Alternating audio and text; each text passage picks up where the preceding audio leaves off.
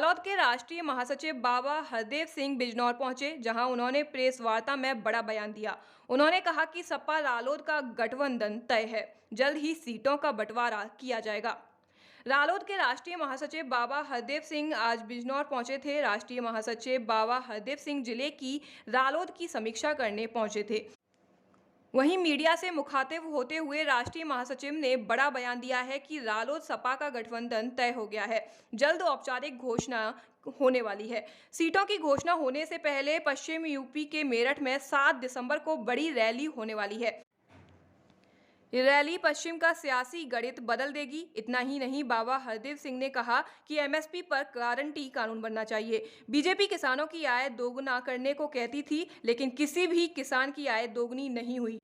अब भी किसान घाटे में है। किसानों को दिए जाने वाली किसान सम्मान निधि को भीख बताया। हमारे लिए 2022 का चुनाव जीतना जरूरी है और हम चुनाव जीत रहे हैं। यूपी में 204 सीट पर सरकार बन जाएगी। सपा रालोद गठबंधन की उससे अधिक सीट आएगी। हम किसानों की पैरवी करेंगे। सरकार बनी तो किसान आयोग बनाएंगे। बीजेपी को झूठों की सरकार बताया। नोटबंदी को भी सरकार का गलत निर्णय बताया।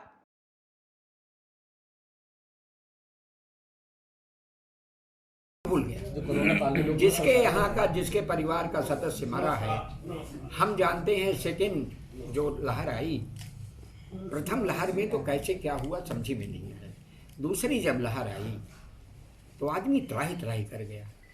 मैंने खुद एक व्हाट्सएप ग्रुप बनाया, कोरोना जन निगरानी महासमिति व्हाट्सएप ग्रुप था, और सभी मंडलों को हमने जोड़ा।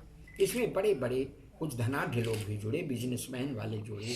हमने उसको यही एक निवेदन किया कि देखिए, सरकार के भरोसे मत रहना। आप जितना कर सको, अगर किसी को ऑक्सीजन नहीं मिल रही आप उपलब्ध करा सकते हो तो ऑक्सीजन उपलब्ध कराओ। कोई दवा नहीं मिल रही, दवा दो। किसी के पास पैसा नहीं तो पैसे की व्यवस्था करो। और लोगों ने किया। 9 तारीख तक, 9 मई तक जब पीक पर पहुंचा था तो ये पंचायत चुनाव करा रहे थे, अन्य स्थानों के चुनाव में व्यस्त थे। जब गिरावट आने लगी 8 के बाद तो डाउन होने लगा। पीक पर पहुंचने के बाद डाउन होता है।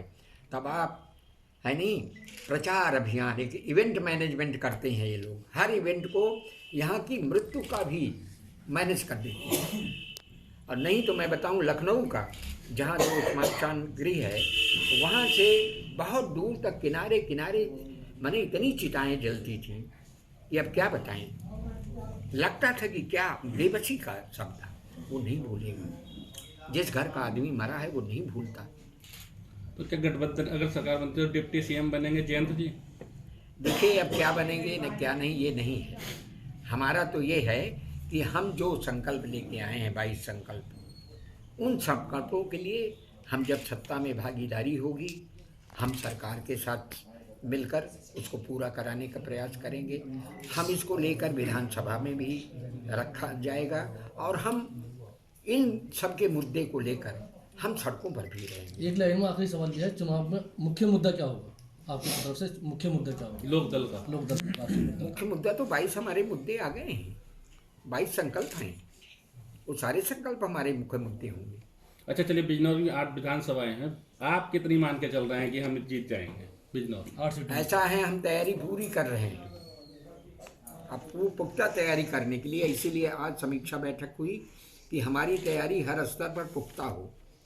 छात्रों से लेकर युवाओं से लेकर महिलाओं से लेकर हर वर्ग के लोगों तक हमारी पहुंच हो, उनको हम कन्विंस करें, इनके जो गलत इरादे हैं इसको खोलें, जो तमाम प्रपंच रचा गया, जो झूठ बोला गया, उसका उजागर करके बताएं कि ये निगेटिविटी रही है। ये हमारा रहेगा। उसके लिए हमारी फोर्स तैयार है, तैयार हो रही है और हम बड़ी जल्दी हर स्तर पर पहुंच जाएंगे।